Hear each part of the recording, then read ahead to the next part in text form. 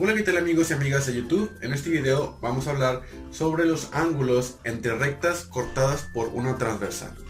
Lo que se nos presenta es lo siguiente: tenemos dos rectas que son perpendiculares entre sí, se denota de esta forma. Vamos a llamarles R1 y R2 a estas rectas, que además están cruzadas por una recta transversal, ¿ok? En este dibujo se formarían 8 ángulos. El primero podemos decir ángulo 1, ángulo 2, ángulo 3 y ángulo 4. En la parte de abajo también se forman ángulos. Vamos a decirles ángulo 5, ángulo 6, ángulo 7 y ángulo 8.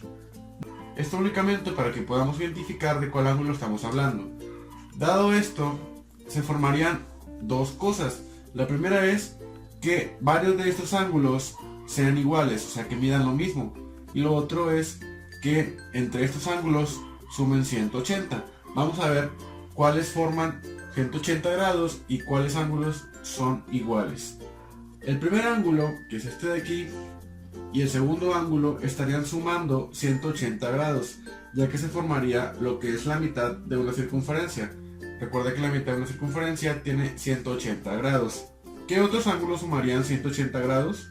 Por ejemplo, el ángulo 3 y el ángulo 4. Si los juntamos, se junta lo que es la mitad de la circunferencia, y como sabemos, tiene 180 grados. Lo mismo pasa con ángulo 1 y ángulo 3. Si los juntamos, ambos suman 180 grados, al igual que 2 y 4. Esto mismo ocurre con la cruz que se encuentra en la parte de abajo.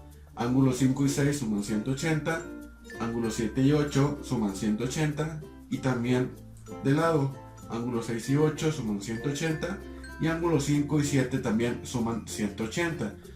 No necesariamente tienen que estar un ángulo del lado de otro para que sumen 180 grados.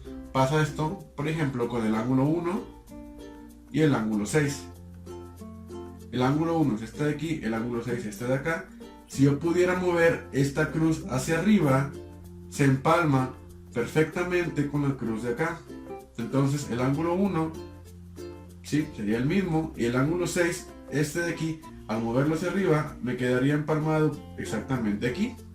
Entonces ángulo 1 y ángulo 6 van a sumar 180 grados, así como lo hacen ángulo 1 y ángulo 2. ¿Quién otro suma 180? Bueno, pues hay bastantes. Un ejemplo es ángulo 4 y ángulo 7, o ángulo 3 y ángulo 6.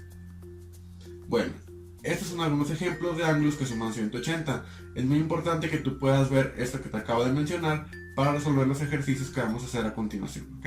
Bueno, antes de eso vamos a ver ahora cuáles ángulos miden igual. Bueno, los ángulos que miden igual son aquellos que están opuestos por el mismo vértice. Por ejemplo, ángulo 1 y ángulo 4 están uno tras otro, opuestos por el mismo vértice, entonces tienen la misma medida. Lo mismo pasa con 3 y 2. Ángulos opuestos por el mismo vértice miden igual, ¿ok?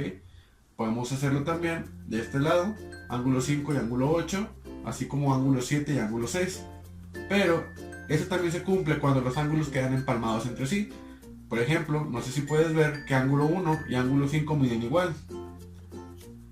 Si este ángulo, o más bien si todo esto yo lo pudiera mover hacia arriba, dejándolo empalmado con esta cruz de acá, el ángulo 5 me queda perfectamente en el mismo lugar que el ángulo 1, por lo tanto miden igual. De esta forma, el ángulo 3 y el ángulo 7 miden igual, ángulo 8 y ángulo 4 miden igual, y ángulo 2 y ángulo 6 miden lo mismo.